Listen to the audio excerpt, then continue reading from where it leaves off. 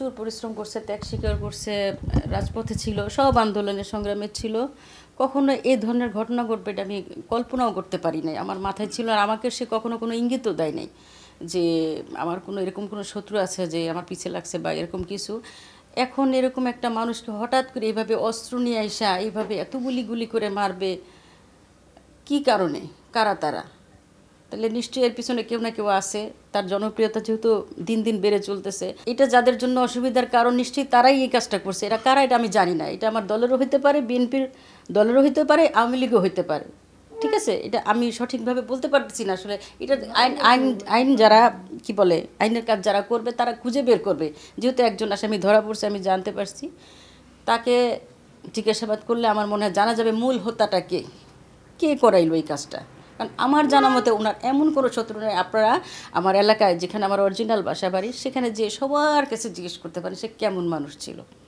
যদি এরকম কোনো ভয়ই থাকতো তাহলে তো সে এখানে ওপেন যে ওই দোকানে বসতো না। সে তো নিরস্ত্র একজন মানুষ, তাকে এসে নাকি একের পর এক 15টা গুলি করেছে, আমি যেটা শুনতে পারছি। তো গুলি করার কি কারণ?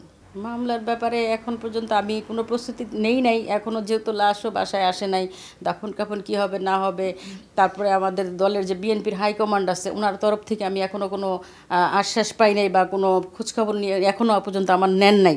ওনারা কী করবেন দলের পক্ষ থেকে সেটা আমি এখনও জানতে পারি নাই। সেটা আগে জানবো যে ওনারা কী করতে চান। ওনাদের পক্ষ থেকেও তো একটা পদক্ষেপ নেওয়া হবে নিশ্চয়ই।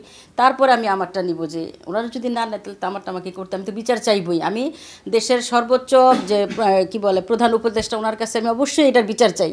কারণ দেশে তো একের পর এরকম হয়েই যাচ্ছে, কোনো বিচার তো ভাই কেউ পাতেছে না, যার কারণে কিন্তু ঘটনাগুলি ঘটতেছে।